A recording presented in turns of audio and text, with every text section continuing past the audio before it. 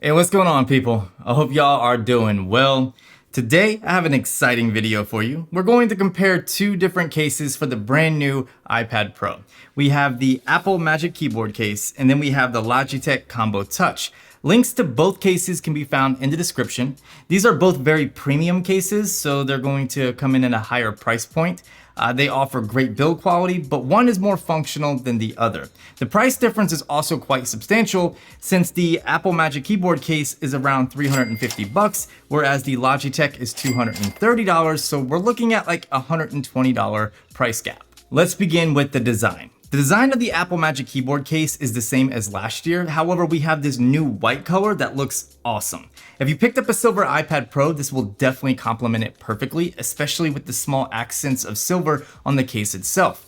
The case is made of a polyurethane material that holds up decently over time. I say decent because my case from last year required cleaning every couple of weeks due to visible smudges from the oils on my hands. From a durability perspective, it's still great, don't get me wrong. It's just I'm the type that likes to keep my stuff clean, and this material is a bit harder to keep clean or just to clean for that matter.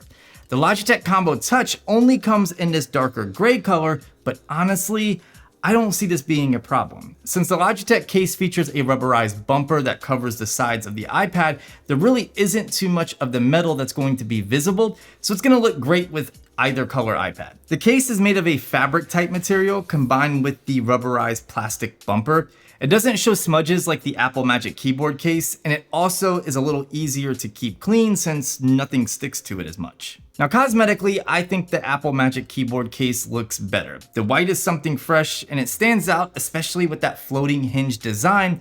It just looks classy. The Apple Magic Keyboard case is also thinner, and it weighs slightly less. The Logitech Combo Touch looks more like a traditional keyboard case with a more utilitarian design, I would say. Speaking of that, from a sheer functionality standpoint, the Logitech Combo Touch is much better.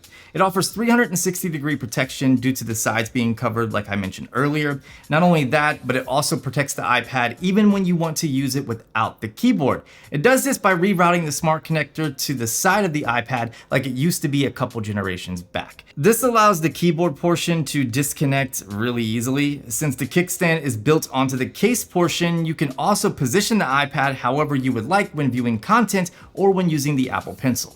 The Logitech case can also be adjusted in more usable angles versus the Apple Magic Keyboard case. Of course, this is going to increase Apple Pencil functionality since you're able to position it for sketching and editing much better than you are with the Apple Magic Keyboard case. And being able to disconnect the keyboard makes using the iPad as a second display with a MacBook a little easier and is less bulky. The Magic Keyboard has a few benefits over the Logitech. For one, it has an additional USB-C port for charging, which frees up the Thunderbolt 3 port for data transfers or other connections. Removing the iPad from the case altogether is also much faster using the Magic Keyboard since it uses magnets. Between the magnetic attachment and the floating design, it just looks awesome. However, for me, it just doesn't bring any more functionality. While the hinge is nice, the angle adjustments are very limited, and it makes using the Apple Pencil very difficult when the case is on. Both cases have exceptional keyboards that provide good tactility and key travel.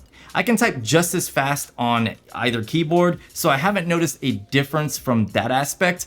Both feature various stages of backlighting, but unfortunately, Apple makes it difficult to adjust it manually since it's buried within the settings in iOS or iPadOS.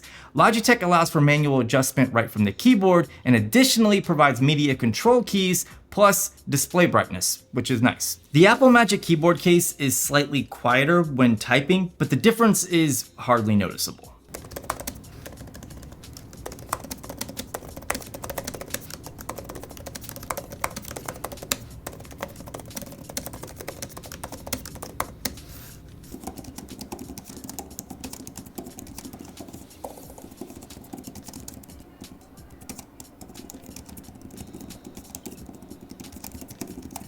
The trackpads on both cases are also great. The Logitech Combo Touch has a slightly larger trackpad, which makes navigating a little bit easier.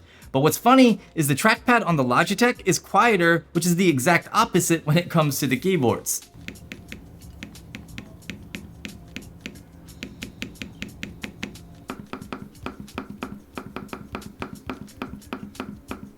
All right, Alright, so here's the deal. I wouldn't blame you for picking up the Apple Magic Keyboard. It looks great, and it does a fantastic job being a keyboard and trackpad combo. But it's not very functional outside of that. For me, I want something that allows me to use my iPad without the need of a keyboard from time to time. I also enjoy the viewing angle adjustments of the Logitech case far more than the Magic Keyboard. I do wish the Logitech Combo Touch featured that extra USB-C port that the Magic Keyboard offers, but at the same time, I don't have a problem using a dock. In fact, I can purchase the Logitech Combo Touch and a dock for less than the cost of just the Apple Magic Keyboard. That's why I'm recommending the Logitech case over the Magic Keyboard. You're just getting a lot more for less, which I'm a fan of. Let me know which case you decide to go with, or if you didn't pick up one of the new iPads, let me know why in the comments below.